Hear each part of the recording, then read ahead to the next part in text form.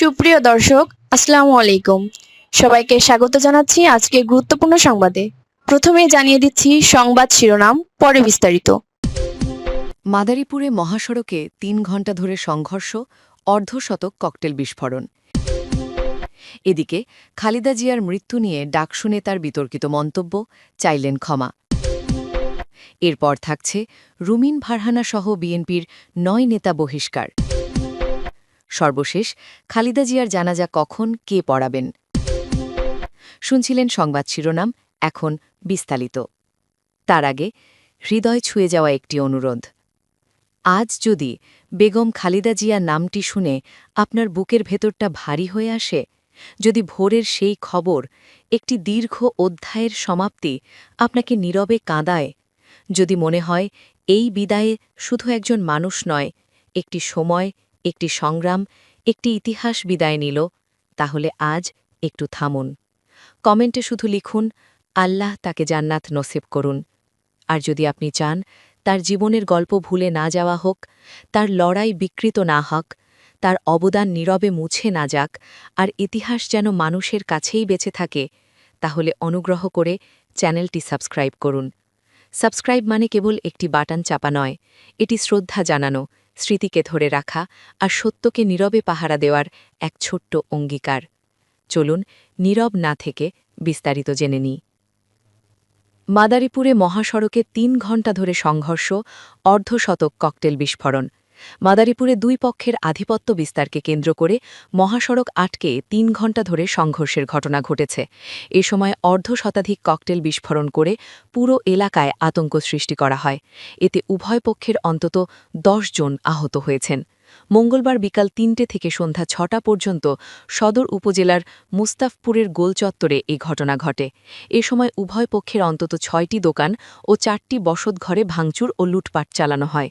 সংঘর্ষের কারণে মাদারীপুর চাঁদপুর শরীয়তপুর মহাসড়ক ও ঢাকা বরিশাল মহাসড়কে প্রায় ৩ ঘণ্টা যান চলাচল বন্ধ থাকে। এতে তীব্র যানজট তৈরি হয়।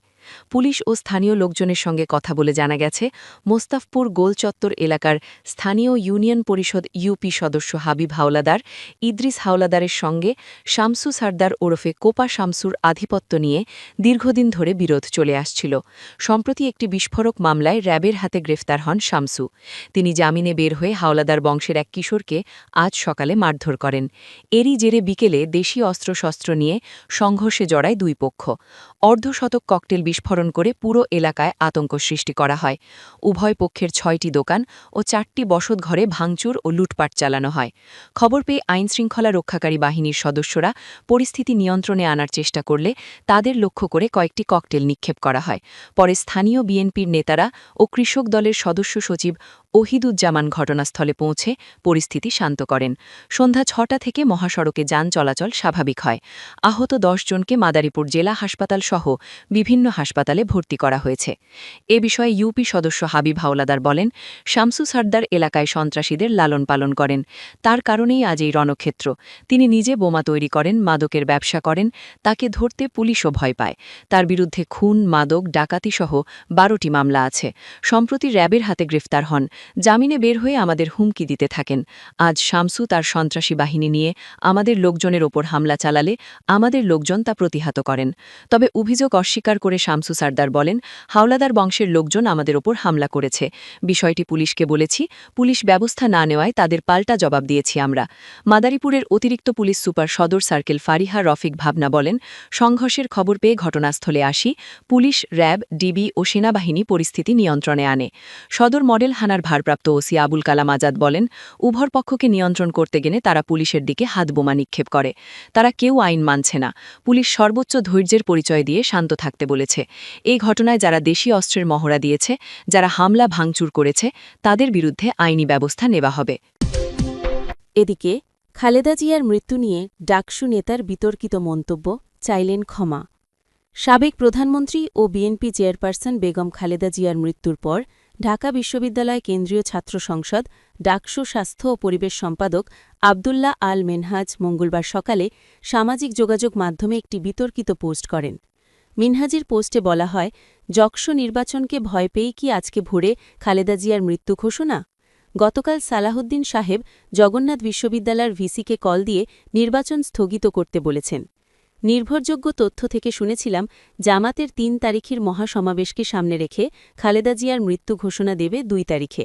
সমাবেশ স্থগিত হয়ে যাওয়ায় জকসুতে পুঁজি করা গেল। আপোষহীন দেশনেত্রী দেশের জন্য সবটুকু করে গেছেন, কিন্তু শেষ পর্যন্ত নিজের ছেলের থেকে লাশের রাজনীতির শিকার হওয়া থেকে মুক্তি পেলেন না। আল্লাহ বেগম খালেদা জিয়াকে জান্নাতবাসী করুন। এ ঘটনায় সামাজিক যোগাযোগ মাধ্যমে নেটিজেনদের মধ্যে নানা প্রতিক্রিয়া দেখা গেছে। কেউ কেউ মিনহাজের মন্তব্যকে সময়োপযুক্ত নয় বলে সমালোচনা করেছেন। সর্বশেষ রুমিন ফারহানাসহ বিএনপির ৯ জন নেতা বহিষ্কার। দলীয় সিদ্ধান্ত অমান্য করে সাংগঠনিক কর্মকাণ্ড পরিচালনার জন্য জাতীয় নির্বাহী কমিটির সহ আন্তর্জাতিক বিষয়ক সম্পাদক ব্যারিস্টার রুমিন ফারহানা, জাতীয় নির্বাহী কমিটির সদস্য মোহাম্মদ গিয়াসউদ্দিন, মোহাম্মদ শাহ আলম, হাসান মামুন, আব্দুল খালেক, কেন্দ্রীয় ছাত্রদলের সাবেক সহভাবাধিকারী ও বাংলাদেশ হিন্দু বৌদ্ধ খ্রিস্টান কল্যাণ ফ্রন্টের মহাসচিব তরুণ দে, ঢাকা মহানগর উত্তর বিএনপির সাবেক আহ্বায়ক সাইফুল আলম নীরব, সিলেট জেলা বিএনপির সহসভাপতি মামুনুর রশিদ চাকসু মামুন এবং ব্রাহ্মণবাড়িয়া জেলাধীন বাঞ্ছারামপুর উপজেলা বিএনপি সভাপতি কৃষিবিদ মেহেদী হাসান পলাশকে বাংলাদেশ জাতীয়তাবাদী দল বিএনপির প্রাথমিক সদস্যসহ সব পর্যায়ের পদ থেকে বহিষ্কার করা হল। মঙ্গলবার একটি বিজ্ঞপ্তির মাধ্যমে এ তথ্য জানান বিএনপির সিনিয়র যুগ্ম মহাসচিব অ্যাডভোকেট রুহুল কবির রিজভী। বিজ্ঞপ্তিতে বলা হয়েছে, দলীয় সিদ্ধান্ত অমান্য করে সাংগঠনিক কর্মকাণ্ড পরিচালনার জন্য জাতীয় নির্বাহী কমিটির সহ আন্তর্জাতিক বিষয়ক সম্পাদক ব্যারিস্টার রুমিন ফারহানা, জাতীয় নির্বাহী কমিটির সদস্য মুহাম্মদ গিয়াসউদ্দিন, মোহাম্মদ শাহ আলম, হাসান মামুন, আব্দুল খালেক, কেন্দ্রীয় ছাত্রদলের সাবেক সহভাবাধিকারী ও বাংলাদেশ হিন্দু বৌদ্ধ খ্রিস্টান কল্যাণ ফ্রন্টের মহাসচিব তরুণ দে, ঢাকা মহানগর উত্তর বিএনপির সাবেক আহ্বায়ক সাইফুল আলম নীরব, সিলেট জেলা বিএনপির সহসভাপতি মামুনুর রশিদ চাকসু মামুন এবং ব্রাহ্মণবাড়িয়া জেলাধীন বাঞ্ছারামপুর উপজেলা বিএনপি সভাপতি কৃষিবিদ মেহেদী হাসান পলাশকে বাংলাদেশ জাতীয়তাবাদী দল বিএনপির প্রাথমিক সদস্যসহ সব পর্যায়ের পদ থেকে বহিষ্কার করা হল। মঙ্গলবার একটি বিজ্ঞপ্তির মাধ্যমে এ তথ্য জানান বিএনপির সিনিয়র যুগ্ম মহাসচিব অ্যাডভোকেট রুহুল কবির রিজভী।